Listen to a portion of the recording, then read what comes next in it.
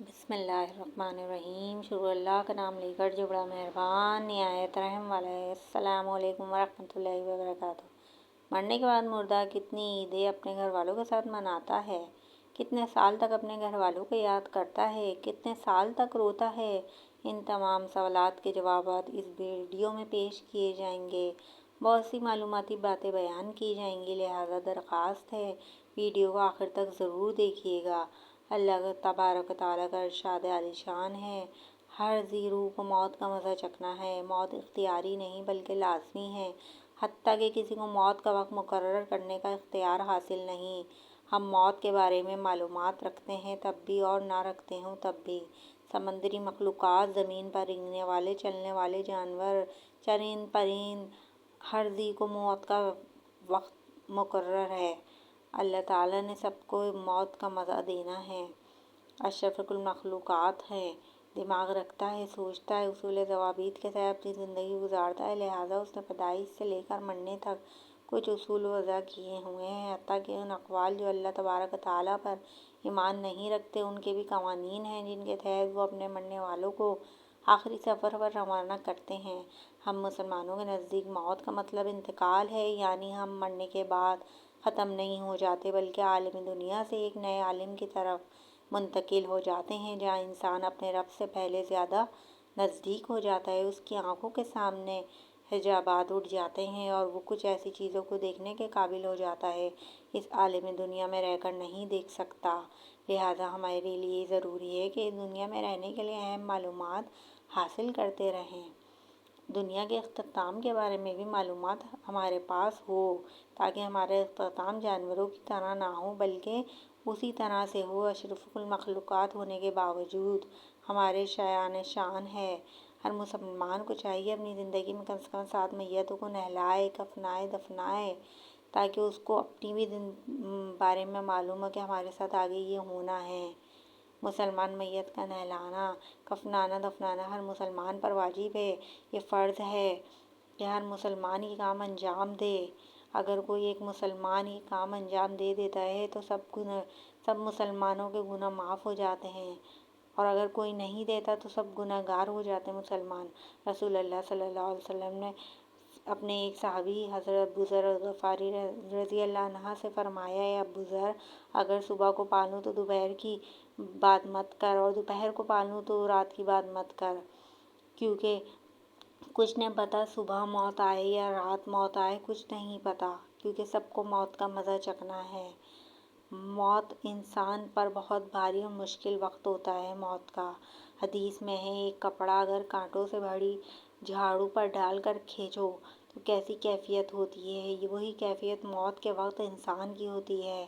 مسلمان میں سے وقت اعتذار ہر شخص اپنی محبت اور معرفت کے مطابق سرور کائنات صلی اللہ علیہ وسلم اور ائمہ معصومین کی زیارت سے مشرف ہوتا ہے، جبکہ دوسری جانب مختصر یہ ہے کہ جس شخص پر نزا کا عالم طاری ہوتا ہے، شیطان بھی اپنی پوری طاقت و قوت کے ساتھ اسے گمراہ کرنے کے لیے موجود ہوتا ہے۔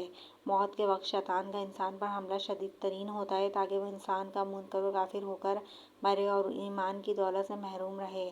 اگر مرنے والا ہمیشہ واجبات و مستحب اذکار و وظائف کا عادی رہا ہوگا، اللہ تبارک و تعالیٰ اس کی مدد فرماتا ہے، اس شخص کے پاس موجود شیاطین کو دور بھگا دیتے ہیں، ورنہ جو چیزیں اس کو دنیا میں پسند ہیں، شیاطین وہ چیزیں لے کر اس کے سامنے کھڑا ہو جاتے ہیں اور اس کو گمراہ کرنے پر مجبور کرتا ہے۔ ملک الموت کی آمد کا وقت بھی مرنے والے کے لیے خاصا مشکل ترین مرحلہ ہوتا ہے۔ کچھ معلوم نہیں کہ وہ کس شکل اور کس حالت میں آئے گا، کس طرح روح قبض کرے گا، مشکل سے یا آسانی سے۔ ان کا انحصار انسان کے اقتدارات اور اعمال پر مشتمل ہے۔ جانکنی کے وقت انسان کا حلق خشک ہو جاتا ہے، پیاس بہت لگتی ہے۔ جو لوگ اس وقت آس پاس ہوں انہیں چاہیے وقفے وقفے سے چمچے کے ساتھ اس کے منہ کو پانی لگائیں، شہد میسر ہو تو پانی میں شامل کر کر دے دیں۔ اجنبی لوگ آس پاس نہ جائیں، صرف وہ لوگ پاس رہیں جن کے چہرے سے وہ مانوس ہو۔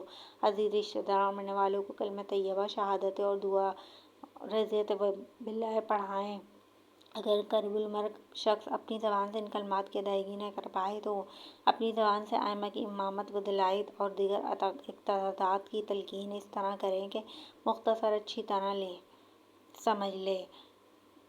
आयतुल कुर्सी और चारों कुल, सूरह बकरा की 3 आयात, 6 कलमे, ये सब पढ़ें ताकि अल्लाह ताला उसकी मौत के लिए आसानी कर दे, उसकी रूह निकलने में आसानी वाले मामलात हो जाएं। सूरह यासीन, सूरह सफ़ात, सूरह अहज़ाब, सूरह आराफ पढ़ने की ज़्यादा फजीलत है। गुस्ल जनाबत फ़र्ज हो चुका हो, हैज़ वाली औरत मरने वाले के पास जाना सख्ती से मना है, उससे रहमत के फरिश्ते कराहत महसूस करते हैं। या मुख्तसर के पास ऊंची आवाज़ में बातें करने या रोने से परहेज़ करें। अगर जान न निकल रही हो, मुमकिन हो तो मरने वाले की चारपाई पे उस जगह रखा जाए जहाँ नमाज पढ़ता था, ताकि उसकी रूह निकलने में आसानी हो जाए। मौत की अलामत में से ये भी है कि हाथ पाँव का ढीला पड़ जाना, नाक का टेढ़ा हो जाना, दिल की धड़कन और सांस का रुक जाना, आँखों में रोशनी का ना रहना, जिस्म की रंगत का बदल जाना। रूह निकलने के बाद आंखें और होंठ बंद कर दें और दोनों हाथों को पहलुओं में फैला दें। पाँव के अंगूठों को किसी चीज़ के साथ आपस में बांध दें। किसी कपड़े से थोड़ी के नीचे से लेकर सर के ऊपर तक घेरा लगा दें ताकि मुंह खुला ना रह जाए, क्योंकि उसी हालत में मैयत ठंडी हो जाएगी। इसी हालत में तब्दील नहीं होती। मैयत के ज़ेवरात और अंगूठियाँ वगैरह भी उतार ली जाएं ताकि बाद में सूजन की वजह से उतारने में दिक्कत पेश ना आए। मैयत को किसी कपड़े में वगैरह से ढाँप दें, अकेला ना छोड़ें। अगर रात हो तो उसके पास रोशनी का इंतज़ाम करें। मैयत के पास कुरान पाक की तिलावत और ज़िक्र अस्कार करते रहें और मौत के बाद उसकी तदफीन में जल्दी करें। एक मजहबी रस्म है जिसके ज़रिए मुर्दे को अलविदा कहने के साथ साथ तालीम व हिदायत भी दी जाती है। ये इस्लाही तलकीन है, क्योंकि हमारा अकीदा है कि मरने के बाद मुर्दे को अल्लाह तबारक व तआला के हुक्म से ज़िंदा किया जाता है और 2 फरिश्ते मुर्दे से सवाल व जवाब करते हैं। मरने के बाद हर इंसान के नामे अमाल की किताब बंद हो जाती है, क्योंकि अब वो कोई नेकी करने के काबिल नहीं रहता और ना ही कोई गुनाह से सरजद हो सकता है। वहाँ मगर बिला वास्ता नेकियों का अजर उसे ज़रूर मिलता रहता है। वो नेक अमाल जिनका आगाज़ उसने अपनी ज़िंदगी में किया था, वो उसके भी जारी रहेंगे और उनकी जज़ा उसको बराबर मिलती रहेगी, या वो सवाब जिनके अजीज़ व रिश्तेदार उसके वसाल करते रहेंगे।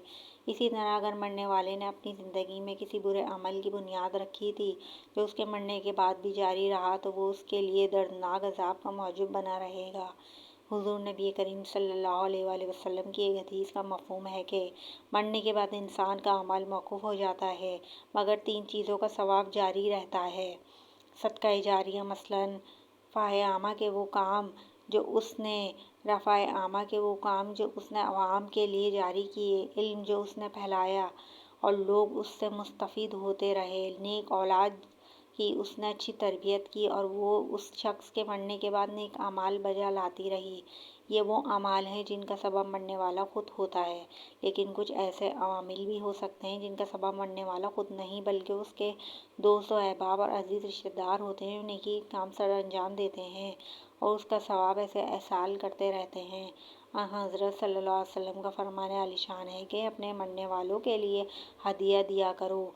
सहाबा ने अर्ज़ किया, उनके लिए हदिया क्या है? आपने फरमाया, उनके लिए हदिया सिर्फ सदका और दुआ है। नेज़ फरमाया, मोमिनों की रूहें हर जुम्मे आसमान पर अपने घर वालों के सामने आती हैं और दर्द भरी आवाज़ में पुकार कर कहती हैं, ए मेरे अहलो अयाल, ए मेरे माँ बाप और रिश्तेदारों, जो माल हमारे हाथों में था उसमें से हम पर मेहरबानी करो, कि उस माल का हिसाब और अजाब तो हम पर है, मगर इससे फ़ायदा और लोग हासिल कर रहे हैं।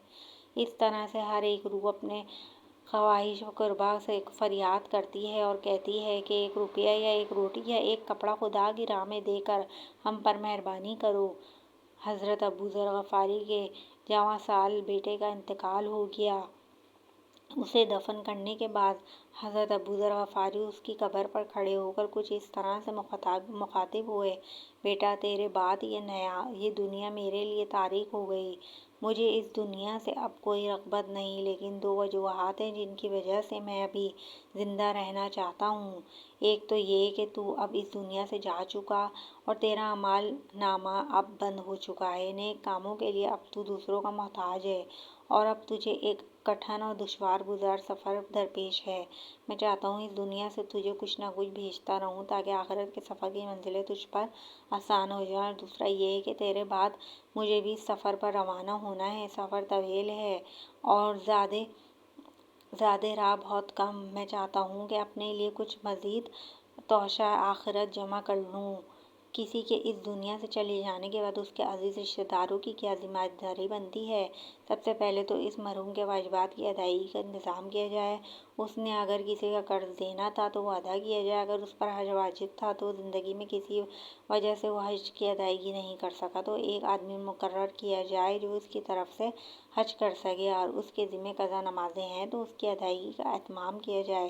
اس کی طرف سے قضا روزے رکھے جائیں۔ اگر بغیر اجرت کے کوئی آدمی میسر نہ ہو تو اجرت پر کسی آدمی سے ان کی ادائیگی کروائی جائے۔ اگر مرنے والے نے پشماندگی میں چھوٹے یتیم بچے چھوڑے ہیں تو ان کی تربیت و پرورش اور ان کے ساتھ شفقت بھی مرنے والے کے ساتھ ہمدردی اور عظیم ثواب کا باعث ہے۔ مرنے والے کے ترکہ میں سے ایک ایصال ثواب کے لیے رفع عامہ کے کام کیے جائیں۔ اس لیے ذکر و نعت کی مجالس و محافل منعقد کی جائے، مرحوم کی طرف سے بھوکوں کو کھانا کھلایا جائے، بے لباس لوگوں کو لباس مہیا کیا جائے، لوگوں کی مالی مدد کی جائے۔ خدمت خلق ایک عظیم عبادت اور مرحومین کے درجات کی بلندی کا موجب ہے۔ ختم قرآن پاک و تلاوت کر کے ثواب اس مرحوم کو ایصال ثواب کیا جائے۔ زمانہ قدیم سے بزرگان دین کا ایک معمول چلا آ رہا ہے کہ جب بھی کھانے پینے کے لیے بیٹھتے ہیں تو قرآن پاک کی چند صورتوں کی تلاوت کر کے اس کا ثواب مرحومین کو بخش دیتے ہیں۔ ایصال ثواب بھی اور کھانے میں بھی برکت بھی۔ ایصال ثواب کا ایک آسان سا عمل آپ کی خدمت میں پیش کر رہا ہوں کہ جس کے لیے آپ کو بالکل بھی زحمت نہیں اٹھانی پڑے گی۔ جب بھی آپ کو اپنے کسی مرحوم عزیز کا خیال آئے، باتوں میں اس کا ذکر ہو یا اس سے متعلق کسی ایسی چیز سے دیکھیں جس سے آپ اس کی طرف متوجہ ہو جائیں تو اس عزیز کا تصور کرتے ہوئے ایصال ثواب کی نیت سے ایک مرتبہ درود شریف پڑھ دیں۔ ایصال ثواب بھی ہو جائے گا اور درود شریف کی بے شمار برکتیں بھی آپ کو حاصل ہو جائیں گی۔ اور ایک بات یاد رکھیں کہ یہ ممکن نہیں کہ کوئی انسان موت سے بچ جائے گا، ہر ایک نے مرنا ہے۔ تو کیا یہ بہتر نہیں کہ بتائے گئے یہ تمام نیک کام وہ خود اپنی زندگی میں کر کے جائے اور اپنے لیے توشہ آخرت جمع کر لے، کیونکہ اپنے ہاتھوں سے نیک کام کرنے کا اجر و ثواب اس سے کہیں زیادہ ہوگا جو دوسرے اس کے لیے سر انجام دیں گے۔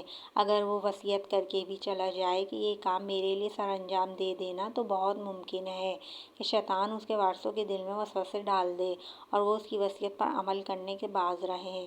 دنیا اور آخرت کے ایک اور عالم ہے جس کو عالم برزخ کہتے ہیں۔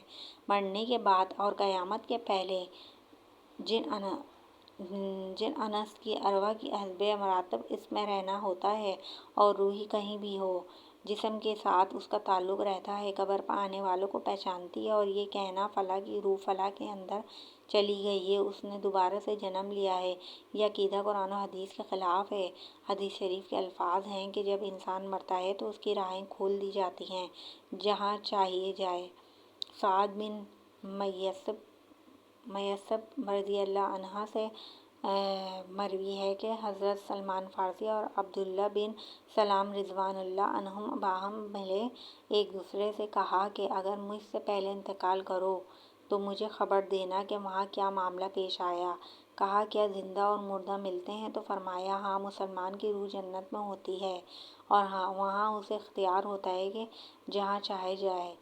آئیے آپ جانتے ہیں کہ کیا مرنے کے بعد مردے اپنے گھر والوں کو یاد کرتے ہیں؟ دیکھیں، جب کسی انسان کا انتقال ہو جاتا ہے تو مرنے والے کو یہ معلوم ہوتا ہے کہ ہم اس دنیا سے منتقل ہو کر اس دنیا میں یعنی عالم برزخ میں آ گئے ہیں، اور اس کو یہ ساری چیزیں یاد ہوتی ہیں کہ ہمارا گھر ہے، مکان ہے، رشتہ دار ہیں، عزیز و اقارب ہیں اور بہن بھائی ہیں، ہماری ایک فیملی ہے، اور یہاں تک کہ جب مردے کی روح نکل جاتی ہے، جب اس کو دفنایا جا رہا ہوتا ہے، اس وقت وہ مردہ اپنی آنکھوں سے ساری چیزوں کو دیکھ بھی رہا ہوتا ہے، یعنی اس کی جو روح ہوتی ہے وہ ان ساری چیزوں کو دیکھ رہی ہوتی ہے، اور اس کو یہ بھی معلوم ہوتا ہے کہ اب ہمیں کفن پہنایا جا رہا ہے اور ہمارے جنازے کو اٹھایا جا رہا ہے۔ لہذا نیک بندہ تو یہاں تک کہتا ہے کہ یعنی جب اس کے جنازے کو لوگ اٹھاتے ہیں وہ کہتا ہے کہ اے لوگو، جلدی مجھے لے کر قبرستان چلو، بہت جلد مجھے اپنے اصلی ٹھکانے میں یعنی قبر کے اندر پہنچا دو، کیونکہ اسے موت کے وقت ہی پتہ چل جاتا ہے کہ اس کے ساتھ آگے کیا ہونے والا ہے۔ لہٰذا مومن بندہ یہ کہتا ہے کہ مجھے جلدی لے جاؤ، مجھے قبر کے اندر اتار دو اور مجھے میرے اصلی ٹھکانے تک پہنچا دو، کیونکہ نبی کریم صلی اللہ علیہ وسلم نے ارشاد فرمایا، دنیا مومن کے لیے قید خانہ ہے اور کافر کے لیے جنت ہے۔ جو بھی گناہ گار، فاسق و فاجر اور بے نمازی انسان ہوتا ہے، وہ چیخ چیخ کر یہ کہتا ہے کہ اے لوگو، تم مجھے کہاں لے کر جا رہے ہو؟ وہ اپنی فیملی سے کہتا ہے، میں نے اپنے بچوں کے لیے بہت کچھ زیادہ کمایا ہے، ان کے لیے گھر مکان بنایا ہے، اور اب وہیں بچے مجھے میرے گھر سے نکال کر اندھیری قبر میں لے جا رہے ہیں۔ اسے بہت گھبراہٹ ہو رہی ہوتی ہے، وہ اپنی زبان حال کہنے کی کوشش بھی کرتا ہے، اے لوگو، مجھے مت لے کر جاؤ۔ بہرحال جب اسے قبر کے اندر رکھ دیا جاتا ہے تو اسے یہ معلوم ہوتا ہے کہ اب وہ قبر کے اندر ہے، اور اس کی فیملی پچھلی دنیا میں، اور وہ پہلے جس میں وہ پہلے تھا، جہاں اس کی فیملی اور اس کے رشتہ دار موجود ہیں۔ یہاں تک کہ جب کوئی انسان اپنے مردے کی قبر پر جاتا ہے تو وہ مردہ اپنی قبر پہ اس آنے والے کو پہچان بھی لیتا ہے کہ یہ فلاں ہمارا فلاں شخص ہے۔ اگر باپ کے قبر کے اندر ہے تو وہ پہچان لیتا ہے کہ میری قبر پر آیا ہے، میرا بیٹا ہے یا میرا بھائی ہے یا میرا فلاں رشتہ دار ہے، لیکن وہ اپنے گناہوں کی وجہ سے سزائے بھگت رہا ہوتا ہے، پھر وہ پہچاننے کے باوجود اس کی کوئی توجہ، اس کا کوئی دھیان اس طرف نہیں ہو پاتا۔ جب بھی کوئی مسلمان کسی قبر پر جاتا ہے تو کیا کہتا ہے؟ یقیناً وہ یہی کہتا ہے، السلام علیکم یا اہل القبور، یعنی اے قبر والو، تم پر سلامتی ہو۔ اس سے مراد وہ فرشتے جو قبر کے اندر اور وہ مردہ ہے جو قبر کے اندر ہے، اس کو یہ بات معلوم ہوتی ہے، پھر وہ وہاں سے یاد بھی کرتا رہتا ہے گھر والوں کو۔ جب وہ یاد کرتا ہے، پھر نبی کریم صلی اللہ علیہ وسلم نے ارشاد فرمایا، کوئی شخص اپنے کسی مرحوم یعنی مردے کے لیے ایصال ثواب کرتا ہے تو جب اس کے لیے وہ تحفہ بنا کر اس کو پیش کیا جاتا ہے، وہ بہت خوش ہوتا ہے اور اس کو ایسی خوشی ملتی ہے اس وقت اس سے پہلے اس کو ایسی خوشی ملی ہوئی نہیں ہو جیسے، یعنی جب کوئی بندہ کسی کے لیے ایصال ثواب کرتا ہے تو اس کو ایسی خوشی ملتی ہے، وہ اس سے بے حد خوش ہوتا ہے، اور وہ بہرحال وہ اپنے گھر والوں کو یاد کرتا ہے، اور گناہ گار شخص ہوتا ہے تو اسے دنیا سے بہت زیادہ یاد آتی ہے۔